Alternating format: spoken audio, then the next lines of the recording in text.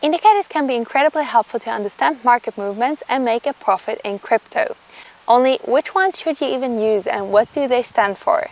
What's up, my name is Caroline and this is Wealth in Progress, where you'll learn how to make passive income with cryptocurrencies. This video is the third lesson of the Chart Reading for Beginners course.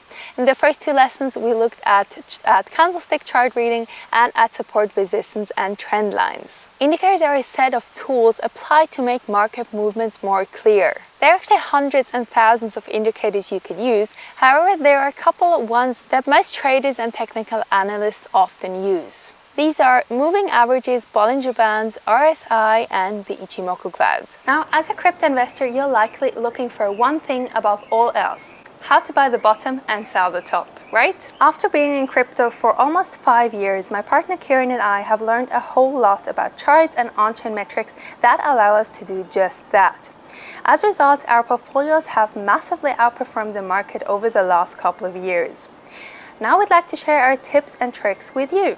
This is why we're holding a free masterclass where we share all of our secrets that allow us to buy low and sell high over and over again. Sign up now by going down into the description and clicking on the first link to get your invitation. Again, it's completely free and we'll show you our most successful trades and how you can replicate them. Alright, let's dive in. Alright, let's first look at moving averages and let's start with a definition. So Investopedia says, in finance, a moving average, MA, is a stock indicator or crypto indicator that is commonly used in technical analysis. The reason for calculating the moving average of a stock is to help smooth out the price data by creating a constantly updated average price. So we'll look at TradingView again. Link is in the description if you don't have an account yet. So as you'll know by now, if you watched the last two lessons, which I highly recommend before you move into this one, this is a candlestick chart. So you can see candlesticks and I'm currently on the daily. I could move that around. I like looking at the daily because this gives me a clearer long-term picture than shorter time frames. So I'm on the daily and you see the candlesticks, and that gives you a very clear picture of what is going on at every part of the day. If you move it even to lower time frames, every part of the hour, but it can be more difficult to see where it is going in the long term. So moving averages help you, for one, seeing where the trend is likely going, and for two, it can also act as support and resistance areas. So in last week's lessons we looked at the very basics of support and resistances, and moving averages can also build the support and resistances. So what I like to use is this indicator. So in order to place an indicator, you can see on top here, you can click on that and then you can just type it in. So in my case that would be moving average, and there are a couple of different, honestly there are hundreds of different ones, so it might be difficult to choose one. So I just show you which one I like to use, and that's MA, so the standing for moving average, 50, 100 and 200, and it even shows you golden and death cross as well. I'll get to all of that in a minute. So the main reason I like to use this one is because on the free plan you can only use 3 indicators. So if you want to have those separately, 50, 100 and 200 moving average, then you'd already have used up all your indicator count. Now you can also get a pro account, then you get much more indicators, but I'm just on the free one and this usually works out perfectly well. Now these are actually also the moving averages I would recommend you use as well. So this is what is most commonly used: 50, 100 and 200.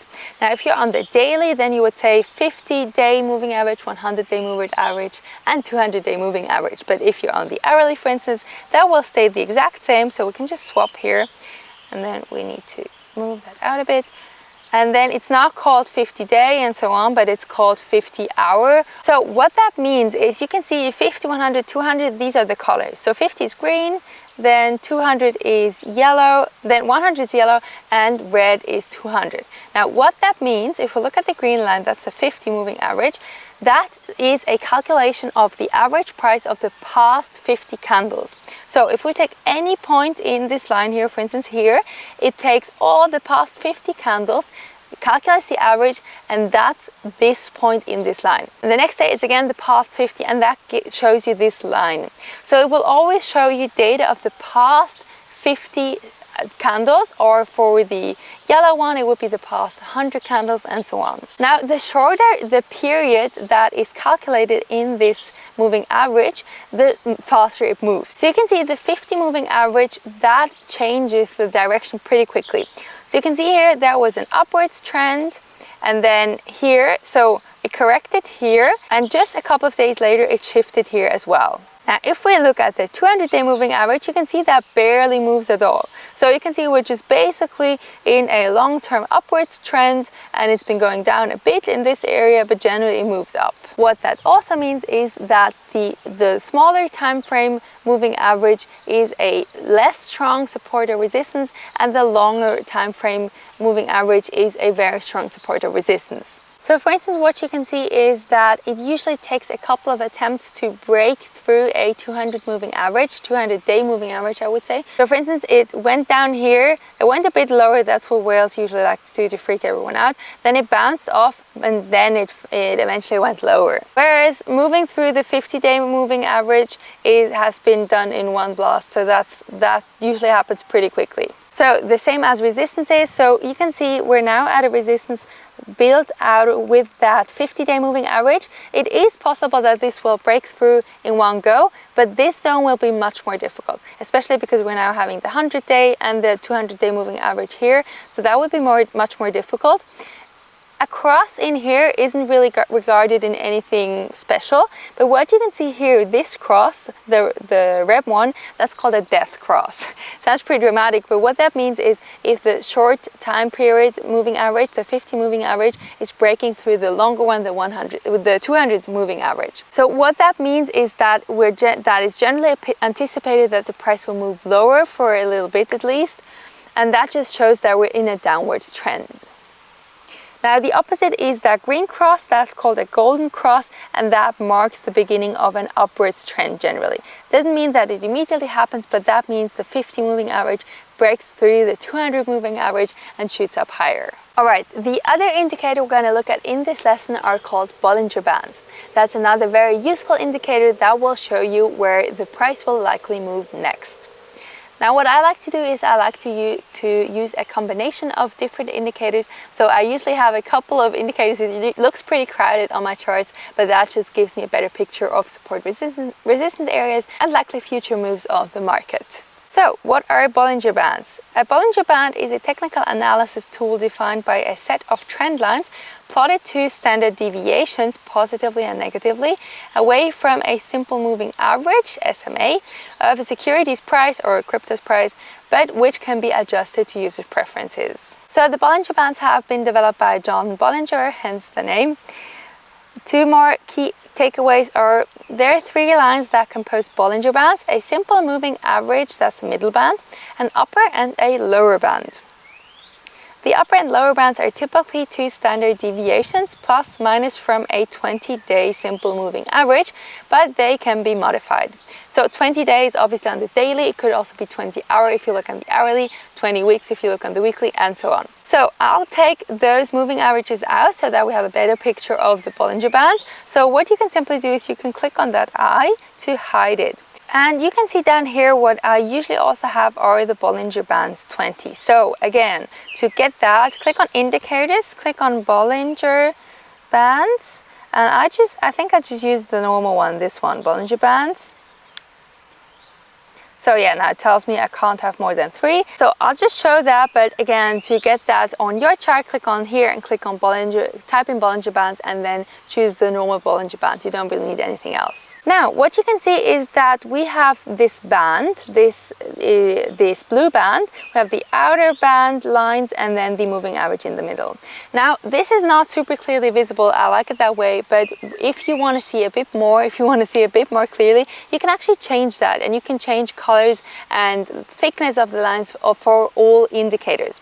Now to do that, you can hover over your indicator here and then click on the settings tool. And then here you can see you can change all the colors and also the thickness or what you want it to look like. So this band basically stands for a certain area where the price is likely moving in. So what it means is that the price or the candles will usually move within that band. Now that band will expand and contract depending on price action, but what it means is that if it is on the upper side of those bands, it will usually be drawn back to the middle or even the lower band. You don't know when that will happen. That can be determined through other indicators or other metrics, but what is absolutely clear is if it moves on that upper side, it will go down eventually again, and same for the other side. So if it keeps touching the lower band here, it will eventually be drawn back to the middle or even the upper band. Alright, now there are a couple of different forms that you can see with those Bollinger Bands, and that again helps you anticipate the future price action. So what you can see is that it doesn't always move in the same way. So for instance, it is sometimes pretty wide here and then it gets pretty narrow again. So let's look at what that means now. Now this is actually a lesson straight from our academy. So I'll show you a glimpse of what is part of the academy, but in the future we'll do much more deep dive videos. Actually, the continuation of this course will be held in the academy. So if you want to dive much deeper, go down in the description and join the academy. So there are usually 5 different scenarios how the Bollinger Bands look like. So we have constriction, bullish expansion, bearish expansion, bullish move up, and bearish move down. So constriction. Constriction means the bands constrict when there is a decrease in volatility. Unless the average daily range decreases, they will not constrict anymore. It is important to look at what the bands will do next in order to decide if you want to enter into position or exit. So you can see that in this picture, you can barely see the band. Actually, it's so narrow. So it's really just getting this narrow and just moving sideways. That means it's basically a neutral position, and you want to wait for the break upwards or downwards before you decide what to do next. Now in the daily BTC chart, you don't really see that, but maybe if we go on a lower time frame, let's for instance say the hourly, you might see that somewhere. Yeah, for instance, you can see that here. That would be constriction. Now that's just for a very short time, so that's just for a couple of hours. So as you can see, that's not really an indicator of the long-term movement, but in this case, you don't really know where it's going to head next. Now you have a lot of other information that can give you an indicator of where it's likely going to move next. For instance, we have an upwards movement, and we might even be on a support, or that was the support area that is now a resistance. So all of that can give you a hint of will it be higher or lower. But while it's in a constriction mode, you don't really know where it's going to go next. Then next we have bullish expansion. So let me just hide that for now. The price is going to walk along with the upper band. What is critical for bullish expansion is that the lower bands are expanding in the opposite direction. So you can see the bullish expansion in this example. So it starts playing out of that constriction and then heads up in that bullish expansion. So again, if we look at the charts right now, you can see that is what is slightly happening here, but it is more what has happened here. So you can see the upper band is going higher and the lower band is going lower before it moves up as well. Let's see if we've got another example. Okay, so we don't have enough data here, so let's just go to another chart. Let's take Coinbase. So here you can also see it very well. So the upper band goes higher, the lower band goes lower. That's a bullish expansion. Now a bearish expansion is the exact opposite. So let's look at some examples in the charts. For instance, here we basically had constriction, and then you can see this goes lower and the price moves along the lower line, and the upper band goes higher. So that's a bearish expansion. So it moves out, but the price follows one band. But in the case of bearish, the lower band; in case of bullish, the upper band. Then we've got bullish move up and bullish move down, and what that means, it is basically constriction but in one direction. So it's not going sideways, but it's basically constriction going upwards. That would be a bullish move up, or constriction going downwards. That would be bearish move down. So again, let's find some examples. For instance, that would kind of be an example of this area where the bands are more or less parallel, but the price moves along the lower line. So that would be a bearish move down. Now, the size of the bands actually show you the volatility, meaning the further the bands are apart, the higher the volatility is. And they constrict when there's low volatility, so either going sideways or maybe moving up, but with low volatility, so it's just moving up, or going down, and that's just a trend where it moves. Now, how I like to use that in swing trading is that I look at the trend. So for instance, it moves along the upper band, and especially on higher time frames, so for instance the daily, it usually gets drawn back to the middle. So if I see it has been going up and touching the upper band for a couple of days, that usually means that a correction will soon come. It will soon come to the middle.